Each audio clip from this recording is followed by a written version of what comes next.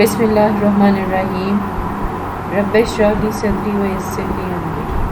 السلام علیکم بچوں، امید ہے آپ سب خیریت سے اور صحت مند ہوں گے۔ منڈے والے دن میں نے آپ کو پہلے چیپٹر جو کہ اسلام سے پہلے عرب کی حالت ہے اس سے ریلیٹڈ کچھ ایم سی کیوز دیے تھے۔ اکثر بچوں نے اس کا بڑا اچھا رسپانس دیا اور صحیح جوابات تھے، تقریباً 14-15 بچوں نے اس کو اٹیمپٹ کیا، اور وہ جو آپ کے آنسر دیے گئے تھے جس کو جو آپ نے سرکل کیے میں نے چیک کیے، اچھا اسکور تھا۔ لیکن اصل بات یہ ہے بچوں کہ اس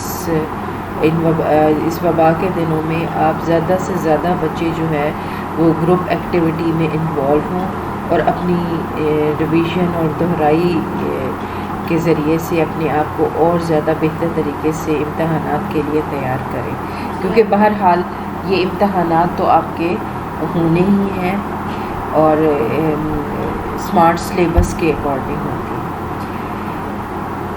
اب میں آپ کو کچھ شارٹ کویسچنز بتاؤں گی اور آپ کے ساتھ ڈسکس کروں گی تاکہ آپ کا جو گرپ ہے پہلے چیپٹر پر وہ اور زیادہ مضبوط ہو جائے۔ آپ لوگوں کو بچوں ایک شارٹ کویسچن یہ بنتا ہے کہ عرب کا محل وقوع بیان کریں، جیسے اکثر ہم نے کلاس میں بھی ڈسکس کیا تھا کہ یہ ایک جزیرہ نما ملک ہے جس کے جنوب میں بحیرہ عرب، مشرق میں خلیج فارس اور بحیرہ عمان، مغرب میں بحیرہ قلزم اور شمال میں شام کا ملک ہے۔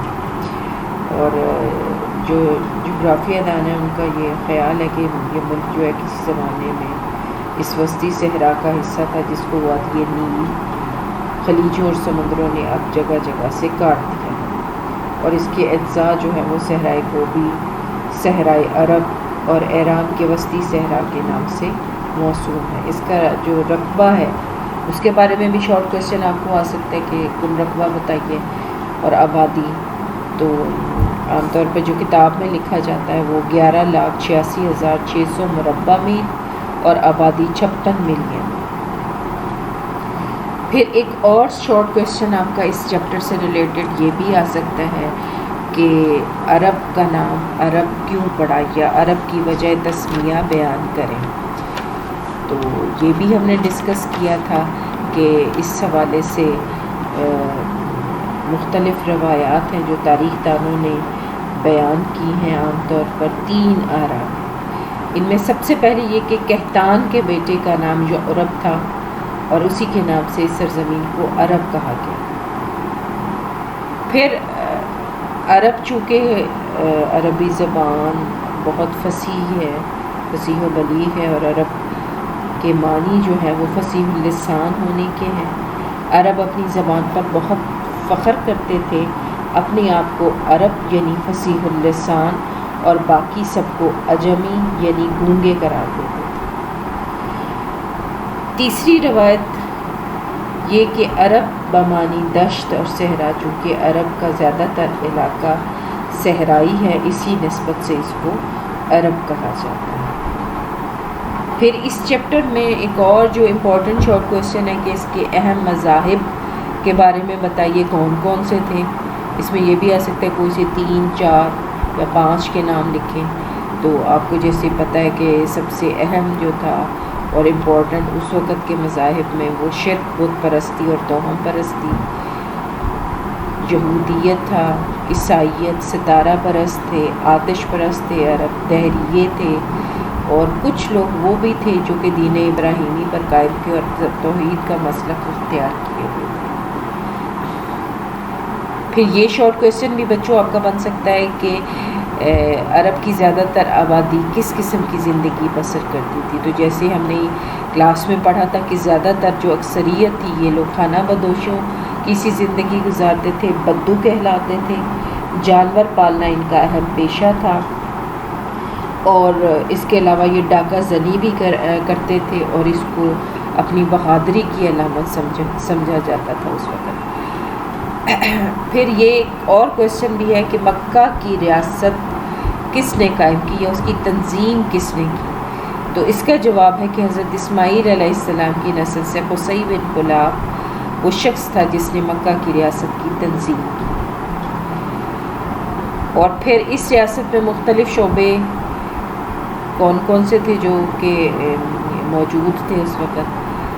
تو اس کا جواب ہے کہ مکہ کی ریاست کے مختلف شعبے قریشی قبائل میں تقسیم ہوتے تھے، ایک بات. اور دوسری بات یہ کہ مناصب کی تقسیم کچھ اس طرح سے تھی.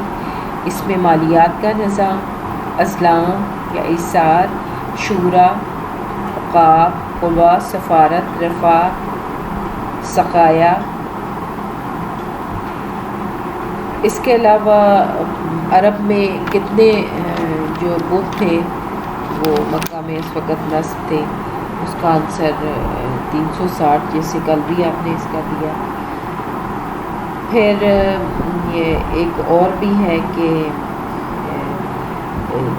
عرب جو ہے فرات کا نام کیوں دیا گیا، اس میں اس کی ڈیٹیل ہے. اس کا آنسر یہ ہے کہ عرب کے پہاڑوں میں سے بعض آتش فشاں بھی رہے ہیں جن کے لاوے سے بننے والی چٹانوں کی وجہ سے جزیرہ نمائے عرب میں ناہموار جو سطح مرتفع وسیع پیمانے پر پیدا ہوئی جن کو ہرات کا نام دیا گیا.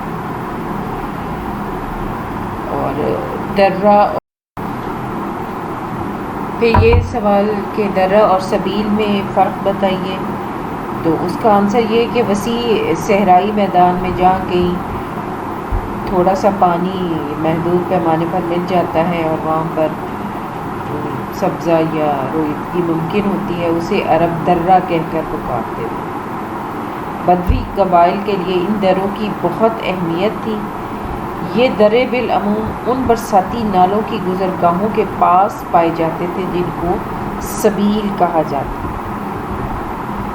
پھر ایک اور امپورٹنٹ شارٹ کویسچن اس چیپٹر میں ہے کہ عرب کی علاقائی تقسیم کے بارے میں بتائیں.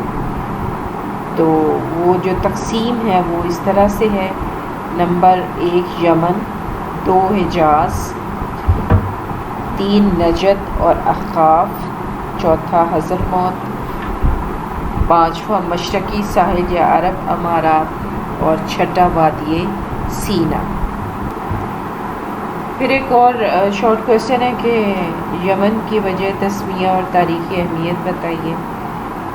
تو اس کا جواب ہے کہ جزیرہ عرب کی سب سے زیادہ زرخیز جو سرزمین تھی وہ یمن کی تھی، جس کو پرامن ہونے کی وجہ سے یہ نام دیا گیا. قوم سبا کا مسکن تھا یہ صوبہ.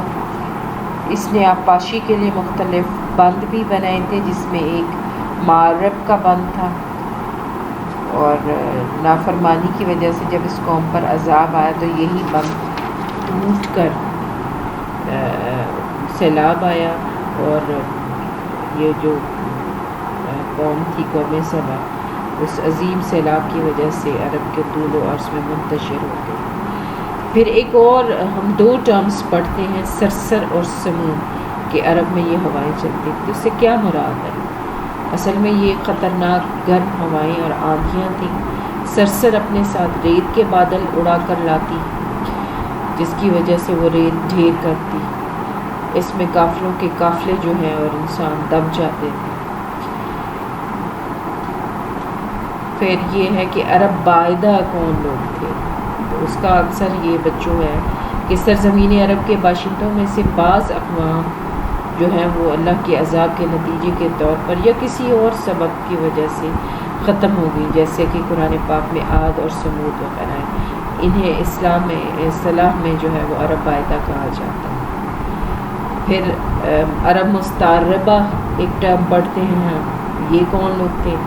یہ عرب باشندوں میں تیسری قسم عدنانی عرب ہیں جو حضرت اسماعیل کی اولاد میں سے ہیں. ان کو عرب مستعربہ کہا جاتا ہے. پھر یہ کہ حضرت ابراہیم علیہ السلام نے اپنی کس بیوی اور بچے کو مکہ کے ویران علاقے میں چھوڑا؟ تو اس کا جواب حضرت حاجرہ سلام اللہ علیہ اور حضرت اسماعیل علیہ السلام. پھر حضرت اسماعیل کی شادی کہاں پر ہوئی، کس قبیلے میں ہوئی؟ تو اس کا جواب ہے حضرت اسماعیل علیہ السلام کی شادی بنو جرہم کے سردار مزاز بن عمر کی بیٹی سے ہوئی. پھر قریش کو قریش کیوں کہا جاتا ہے؟ تو اس کا آنسر ہے بنو کنانہ کی ایک شاخ فہر بن مالک نامی شخص تھا، اس کی نسل کو کسی لقب سے اس کا لقب قریش تھا، اس کی وجہ سے جو اس کی نسل تھی وہ بنو قریش کہتا ہے۔ پھر ایک اور امپورٹنٹ سوال یہ ہے کہ عرب میں بت پرستی کا آغاز کس نے کیا؟ تو بچوں یہ بنو خزاعہ کا ایک سردار تھا جس کا نام عمرو بن الحی تھا۔ بظاہر یہ بڑا نیک تھا، صدقہ اور خیرات کرتا تھا۔ اس نے بت پرستی کی لعنت کا آغاز مکہ میں کیا اور شام سے یہ بت لے۔ اچھا، اب کیا کانسیپٹ تھا عربوں کا بتوں کے بارے میں؟ یہ ہم پڑھتے ہیں کہ جیسے یہ لات منات اور عزا یہ اللہ کی بیٹیاں سمجھتے تھے۔ پھر خانہ کعبہ کی چھت پر کون سا بت نصب تھا؟ اس میں شمس تھا۔ اور گدھ کا ہم شکل بت کون سا تھا؟ نصر۔ پھر مدینہ میں کون سے یہودی قبائل آباد تھے؟ اس کا آنسر ہے بنو قینقاع، بنو نذیر اور بنو قریظہ۔ پھر عربوں میں کون سی برائیاں تھیں؟ اس میں تکبر، جوا، فحاشی، شراب نوشی، ڈاکہ اور قتل و غارت گری۔ اور پھر عربوں کی کوئی خوبیاں بیان کریں، اس میں شجاعت، حریت، غیرت، آزادی سے محبت، فصاحت اور بلاغت اور محافظہ۔